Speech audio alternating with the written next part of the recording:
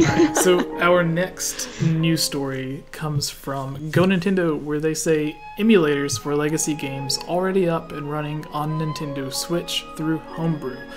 Now, we have talked in the past about Nintendo Switch being hacked, and there's always like a debate on whether doing something like that is, like, whether it's legal or not, like the morality to it. Should you put on games that you don't own? Is it okay to download the games if you do own them, or whatever? But with this, it says, here we go, the floodgates are starting to open. While there's no way to play Switch games outside of actually purchasing them, that hasn't stopped the Switch homebrew scene from running legacy games through emulators on the platform. I wonder if Nintendo is going to start firing back on this stuff. So fans want Virtual Console to come to the Nintendo Switch. They want it so bad, in fact, that some of them apparently are taking it upon themselves to get their own Virtual Console games on the Nintendo Switch. So just, what are your guys' thoughts on this? Like, I also want Virtual Console, but I want it legally to like cloud with the other Virtual Consoles, so I don't have to 3DS buy the same and Wii games U. that I. Yeah, exactly. Like games Virtual I've already Boy. bought. But I mean, like, I'm not devastated that it isn't there yet. I don't know. Like, I get it that people want the Virtual Console, like, and they can get their old Super Nintendo games and then take it on the go with them. Like, yeah, that's cool, man. Like, I like that idea. But like, Yeah. I didn't buy a Nintendo Switch because I was like, better buy Super Mario Bros. 3 again. I really want to get a $400 console so that I can get myself another copy of A Link to the Past. Like, you know, no. Right. There's, yeah, that's Right. my thought. Well, what about you, Kayla? Yeah, I kind of get where Daniel's coming from. I feel like the biggest part for people ever wanting to do that is, like, I could just think of, like, maybe younger generation gamers that haven't gotten to play all of these games. It's really hard to have access to them now.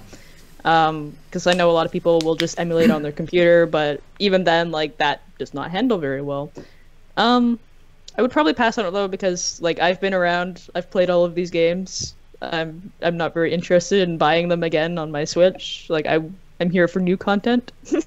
Yeah, exactly, right. All right. Yeah. Well, good news for you guys, because there's also an update about Nintendo's online service from their investor Q&A.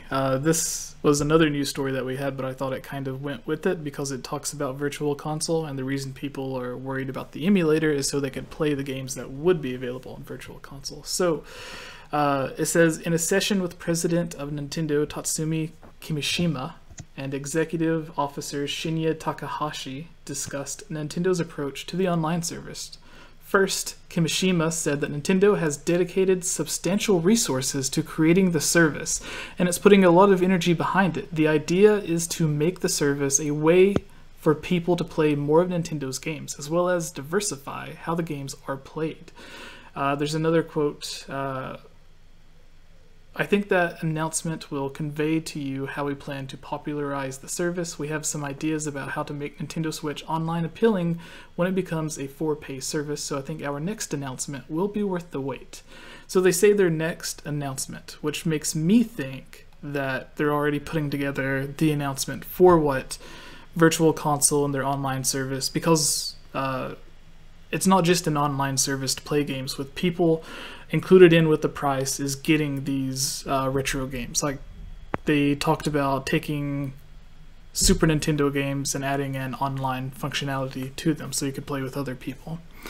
So it seems like we're not far away from at least an announcement of exactly what we're going to get with the Virtual Console.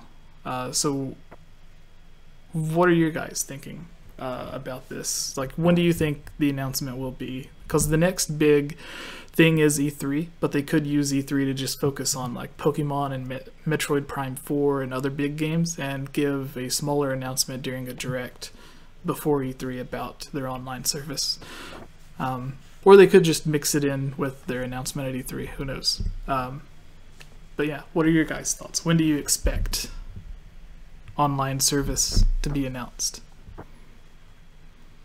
Starting with you, Kayla, this time. I'd probably say at E3 because like it doesn't really make sense to do a smaller direct for that because having online capability is a really big thing. Like that. Well, I guess at the same time, I feel like it probably wouldn't take that long either to really talk about. So I think it would probably be a smaller segment within E3 while they continue to talk about hopefully all of the other amazing games that are going to come out. Yeah. You know what they could do? Agree. They could use it to release a localized version of Mother 3 that everybody's wanting. You should ask Reggie that directly. Oh yeah? Let me just... He loves it when fans ask him about Mother 3. I'll send him a text after the podcast. send him the old text-a-roo. Alright, so we finally made it to our mailbag. Do you still have maybe 15 minutes, Kayla, for the mailbag? Yeah, I'm good. All right. Sweet. So we'll try to get through these questions a little bit faster than we normally do. So try to, yes. we say that every time. All right.